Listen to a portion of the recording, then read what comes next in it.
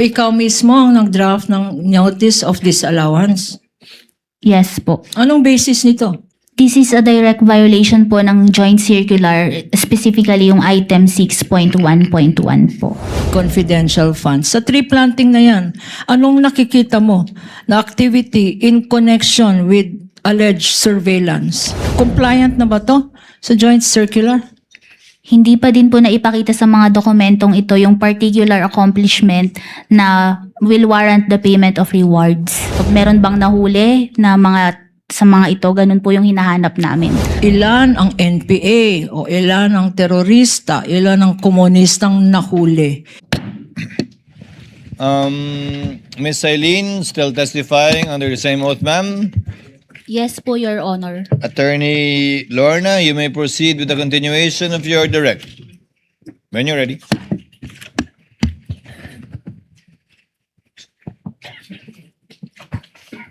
With the permission of the Honorable Court. Madam Witness? Good afternoon, Madam Witness. Good afternoon po. Before we ended the morning proceedings, you identified acknowledgement receipts. Tama? Yes po. Maliban dito sa mga acknowledgement receipts, what other documents were attached to the Office of the Vice President's response, if any?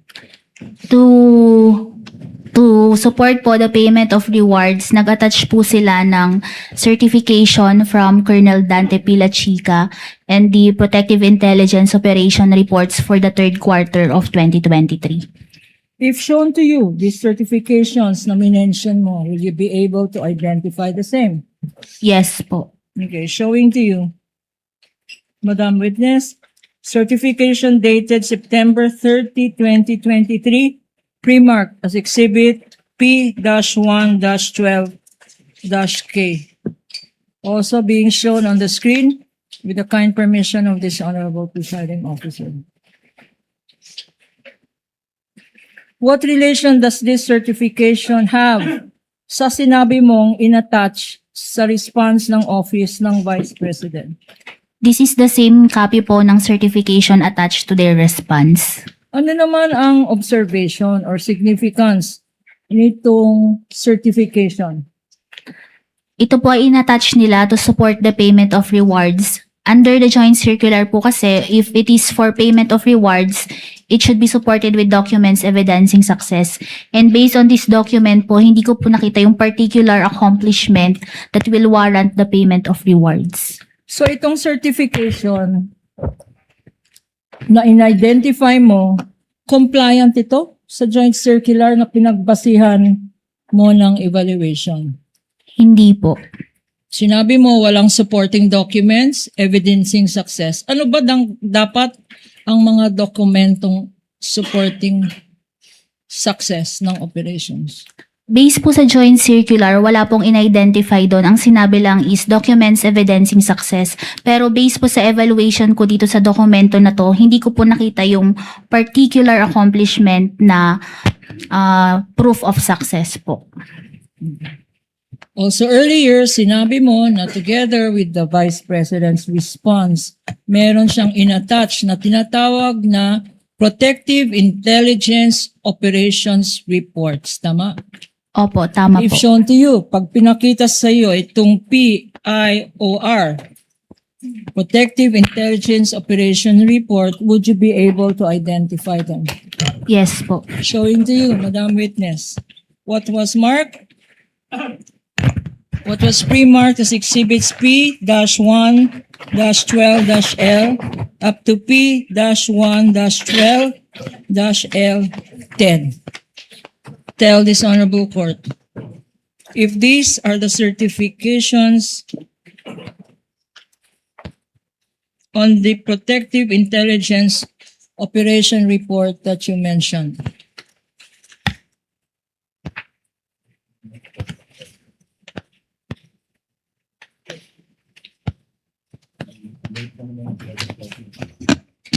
Likewise, with the permission of the presiding officer being flashed on the screen for easy reference of the impeachment court.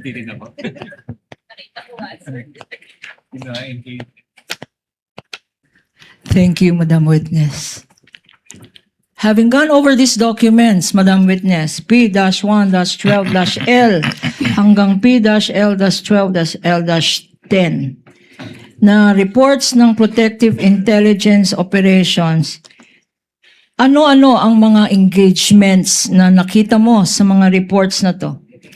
Doon po sa mga engagement ni Vice President, yung attendance po niya sa mga meetings, sa mga commencement exercises po. Tapos dito naman po sa mga satellite offices niya, may mga tree planting activities po, mga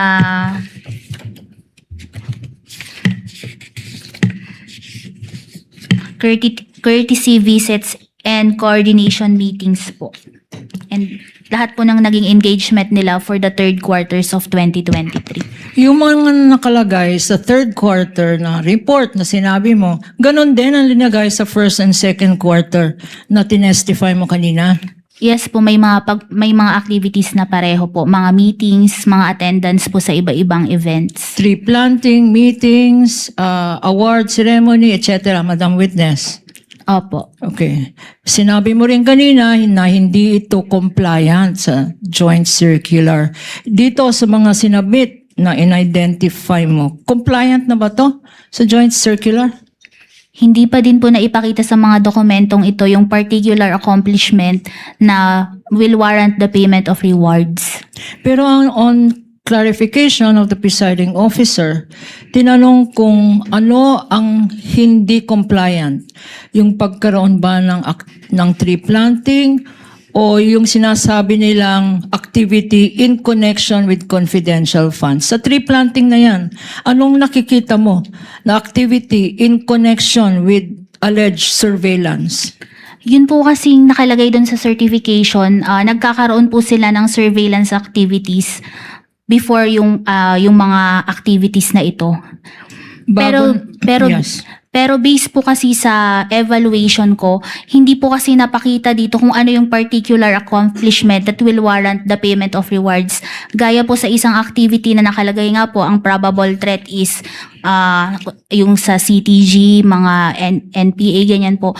Hindi po makita sa mga dokumentong ito na itong probable threats na to, ano yung naging successful result? Meron bang nahuli na sa mga ito? Ganun po yung hinahanap namin as support sa payment of rewards. Pero itong sinasabi mong evidence of success, ilan ang NPA o ilan ang terorista, ilan ang komunistang nahuli, hindi ba yan confidential information na hindi dapat nila i-divulge, Madam Witness? Sa COA po kasi, hinihingi po namin yun para mapatunayan talaga na naging totoo yung payment of rewards. So hindi pwedeng sabihin na, ay hindi natin pwedeng i-divulge kasi confidential yan. Kailangan pa rin, under the joint circular, na mapatunayan yung success ng panggastos ng confidential funds sa resulta na sinasabi ng nabawasan ng terorista, nabawasan ng insurgency.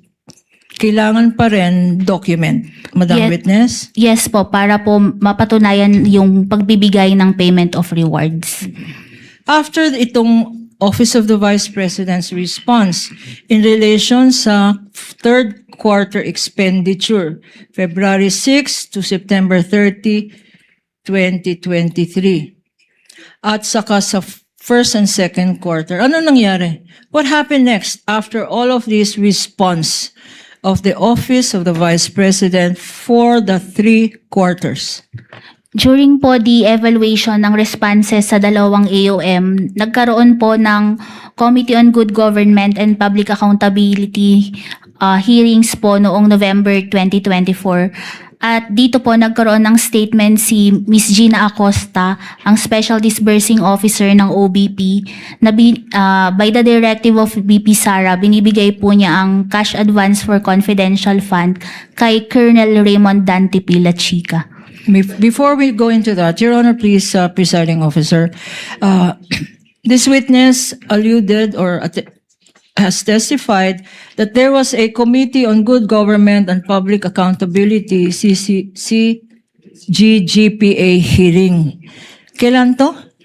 November 2024 po. Yes. For the understanding and appreciation of this honorable court, this was subject of a motion for judicial notice of the prosecution and the transcripts of that hearing as to its actual occurrence, as to what transpired, Your Honor, have been subject of judicial notice. Your Honor, Mr. Witness, Madam Witness, sinabi mo na nag-testify si Miss Gina Acosta. Nandun ka ba sa hearing na yon? Yes po, nandun po ako sa hearing na yun. Bakit ka nandun sa hearing na yon? Kasama po ako sa resource persons from COA na umattend po doon. Nasubpina ka ba? Yes po. Bakit ka sinubpina? Kasi ako po yung staff na nag-conduct ng evaluation po ng mga documents na sinubmit in relation sa liquidation ng confidential fund ng OBP at DepEd. Okay, and you said that in that hearing of the Committee on Good Government and Public Accountability, nag-testify ang isang Miss Gina Acosta. Ito pang Miss Gina Acosta yung sinabi mo kanina na Chief of Staff. Ay, hindi. Sino? SDO ng Office of the Vice President? Yes po, si Miss Gina Acosta po. At nakilala mo siya sa hearing na yon, na nandun talaga siya. Opo, nagpakilala po siya. Nagpakilala siya sa'yo. Hindi po, dun sa hearing po. Sa Kaya hearing. na-identify ko po na siya po yun. And anong sinabi niya? Anong narinig mong sinabi niya sa hearing na yan? Na by the directive po of BP Sara, binibigay niya kay Colonel Raymond Dante Pila Chica, head ng Vice Presidential Security and Protection Group, yung cash advance po for confidential fund.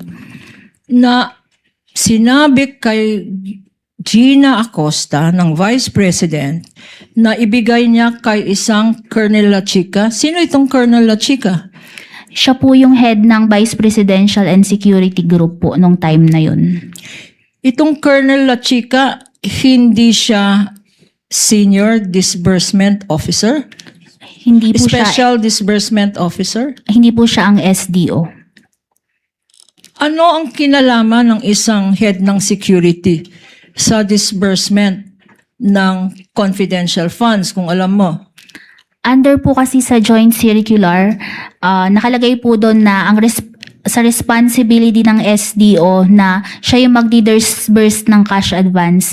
And meron din pong provision under 6.1.1 na hindi under no circumstance shall cash advance for confidential fund be transferred from one accountable to another po. So, kung ano ang nakalagay sa circular na yan, 6.1.1, yun lang dapat ang officer na dapat mag-disburse ng pondo. Yes po, si SDO lang po. Paano kung ang Vice President mismo, Vice President, yung head ng agency, ang siya mismo nag-instruct kay Ma'am Gina Acosta na bigay ni Gina Acosta kanyang SDO kay Colonel La Chica. Tama ba yun sa palagay ninyo o sa evaluation ninyo, Madam Witness? Kindly turn on the mic of the counsel for respondent tech. And why is it off? Hello. The witness is incompetent to answer that question. If she knows, counsel, witness may answer. Under If po you know, Celine. If you don't, you can also say so. Okay po, thank you po, Your Honor. Under po kasi sa joint circular, it is the SDO na mag-disburse ng cash advance. And ang participation po dito ng head of agency is to oversee, kasama po sa responsibility niya, to oversee the agency-wide use ng kung paano po ginagamit ang confidential fund. So ang sagot sa tanong ay, ang tanong ko ngayon, sa sinabi mo, sa palagay mo, bakit ka nabahala na si Miss Acosta? Your Honor, I have not yet Let asked the the question. Your Honor. counsel finish her question. Counsel for respondent. Why does it concern you, as you stated, that Ms. Acosta admitted to transferring the confidential funds Your Honor, to please. Colonel La Chica? Are you done, Attorney Kupunan? Yes, Your Honor. Yes, counsel for Your Honor, respondent. the witness did not say that she was concerned about it. So that's a leading question. Misleading, sorry. Kindly reform, counsel. You already established that the witness heard Gina Acosta under oath testify that she was instructed by the Vice President to give the funds to What observation or significance did you draw from the admission by Ms. Acosta in this Committee on Good Government and Public Accountability hearing? What observation or significance did you draw personally from this admission? This is a direct violation po ng joint circular, specifically yung item 6.1.1 po. Again, 6.1.1. Are you familiar? Are you competent to testify on what 6.1.1 is? Yes po. Bakit? Kasi po, ang nakalagay dito is hindi po pwedeng ibigay ito ng SDO sa ibang officer po. Your Honor, please. counsel for respondent. The question is unresponsive, Your Honor. She was asked, why are you competent to testify on 6.1.1? The answer rather is unresponsive. Witness is directed to answer yes or no. If she is competent, she's going ahead of the horse. Yes po, kasi ang basis po ng audit namin is the joint circular. Okay. Attorney Kapunan, you may proceed. What next did you do in relation to the liquidation of the OVP's confidential funds after this committee hearing? After po the committee hearing, together, after din po na ma-evaluate yung mga liquidation documents and yung mga responses, I drafted po a notice of disallowance and sinabit ko po ito sa aking division chief for her review. Okay. So ikaw mismo ang nag-draft ng notice of disallowance. Yes po. Anong basis nito? Itong notice of disallowance. Ang una po is yung yung kanina pong nabanggit ko na yung directive ni BP Sara na ibigay ni Miss Gina Acosta yung cash advance for CF kay Colonel La Chica, which is violation of under 6.1.1 of the joint circular. And after the evaluation po nung responses, the amount of 261,300,000 was also disallowed kasi nga po yung payment of rewards amounting to 62 million were not supported with documents evidencing success. And yung purchases po nila ng supplies and provision of medical and food aid in a total amount of 199 million based on the acknowledgement receipts po, hindi ma-ascertain na these are for purchase of supplies. Kaya po nanghingi ako ng additional documents po. And yung pang-apat po is based sa evaluation ng mga acknowledgement receipts for the third quarter, may disbursement po doon for purchase of information na nabayaran before ma-release yung cash advance na nagkakahalaga ng 300,000 pesos. Okay, so you is dahil dito sa mga reasons na yan, nag-issue ka ng notice of disallowance. If shown to you, itong notice, will you be able to identify the same? Opo. Your Honor, please, can we ask Attorney De La Cruz to Assistant show? counsel may approach. This has been pre-marked as Exhibit P-1-13-F, Your Honor, for the prosecution.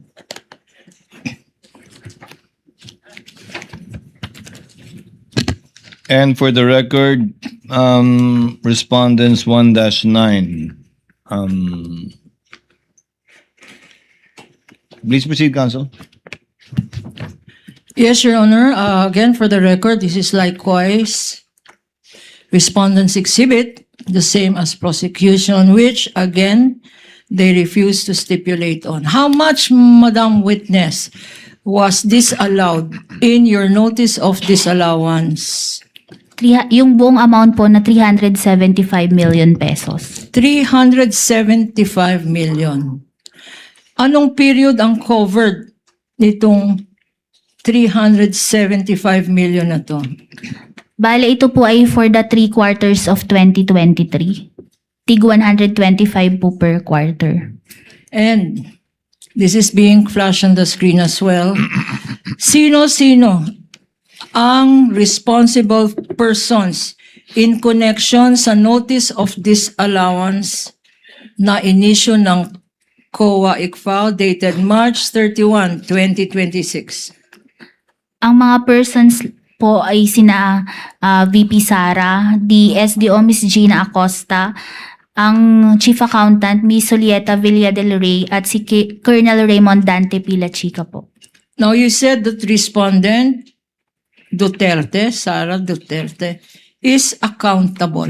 Why? Bakit accountable ang Vice President Sara Duterte? Because she approved po the transactions and the utilization of the cash advance po. Saan nakalagay sa mga dokumento ang inapprove ng Vice President mismo? Yung sa accomplishment report po. Sa mga lahat ng accomplishment reports. Ito naman, Ms. Gina Acosta, why do you say that she is also accountable?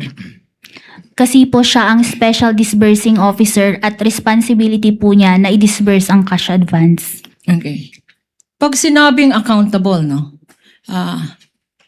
Hindi naman tayo accountant. Ano sa layman's term ang ibig sabihin ng accountable? May yung taong may pananagutan po dun sa pondo na binigay sa kanya. Okay. May pananagutan. So ang Sara Duterte, Vice President, may pananagutan. Opo, tama po. Bakit? Anong nature ba ng pondo na yan? Kasi po ito is pondo ng bayan po. Pondo ng bayan. In English naman, public funds. Opo. Baliktad. Miss Gina Acosta, bakit naman siya accountable? Dahil siya po ang designated na special disbursing officer and responsibility po niya na i-disburse ang cash advance. Okay. At bakit? Hindi ba niya ginawa yung kanyang responsibility ng mag-disburse? Objection, Your Honor. Leading question. Why do you say that she is an accountable officer? Reform Council? What? No, you already did. So, I reformed, Your Honor. I know, you already did. Please continue. Pwede pong paulit yung tanong. You mentioned that Gina Acosta ay accountable officer rin. Bakit? Dahil sa kanya po ibinigay yung cash advance siya po ang dinesignate na special disbursing officer at siya po yung accountable dun sa pag-disburse ng cash advance for confidential fund. Sinabi mo, naging basihan mo ang joint circular. Saan naman nakalagay ito sa joint circular na isang SDO ang dapat responsible sa pag-disburse ng tinatawag na public funds? Nakalagay po ito dun sa responsibility niya and gaya ng nabanggit ko po kanina dun sa item 6.1.1 na hindi ito pwedeng i-transfer from one accountable to another. Incidentally, pag ganyan sa mga companies, yung mga naghahandle ng mga pondo, may bond. May bond tinatawag, no? Dito ba? Sa Office of the Vice President, accountable public disbursement Objection. officer. Saan kaya? What is Meron ba sa circular ang nakalagay na kailangan magbigay ng bond ang SDO? Your Honor, please. Yes, Council Leading Correspondent. question. I'll consider it preliminary, Council, because I think it's a given that SDO should have a bond. Kindly answer, Madam Witness. Nakalagay po ito sa joint circular. Your Honor, pwede po bang mag-refer ako sa joint circular? You may, Celine.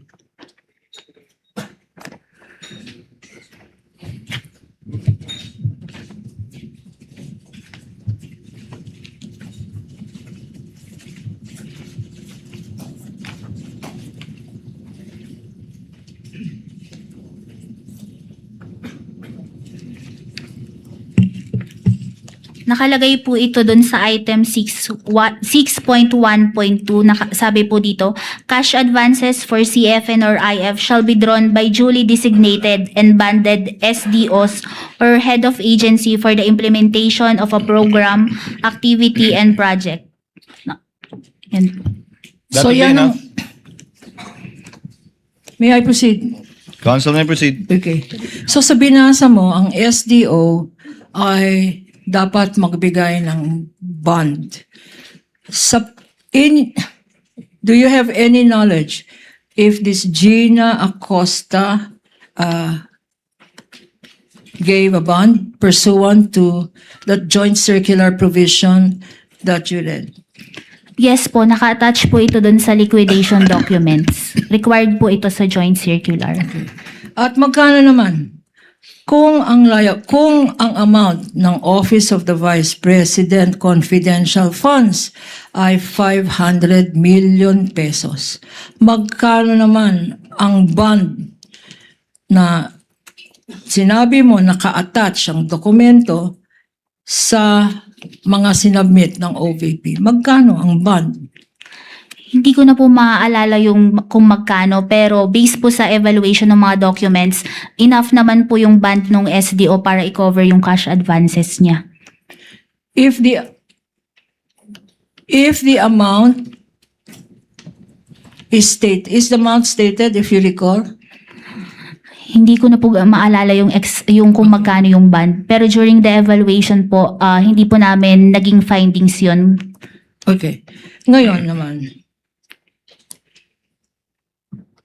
if the SDO is a bonded, at sinabi mo si Gina Acosta ay may bond, in the provision that you read, is it allowed for a Gina Acosta, isang bonded na senior special disbursement officer, na mag-transfer ng kanyang responsibility sa isa pang officer?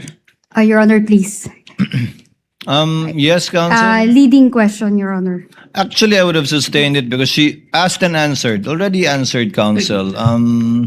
You said, I will reform you on. Yes, she already answered that question earlier. Kindly reform, Council.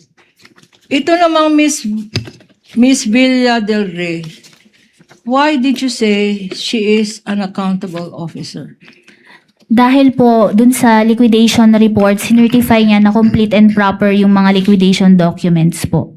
Pero upon the evaluation po, hindi po ito complete and proper. And Colonel Lachica? Dahil po siya ang nag-disburse ng cash advance despite not being the special disbursing officer ng Office of the Vice President. And why is that? Is this among your observations? Yes po. And what did your observation indicate about Colonel Lachica? Yun nga po, yung naging, ito po yung isang mga ground kung bakit po na-disallow yung total ng 375 million.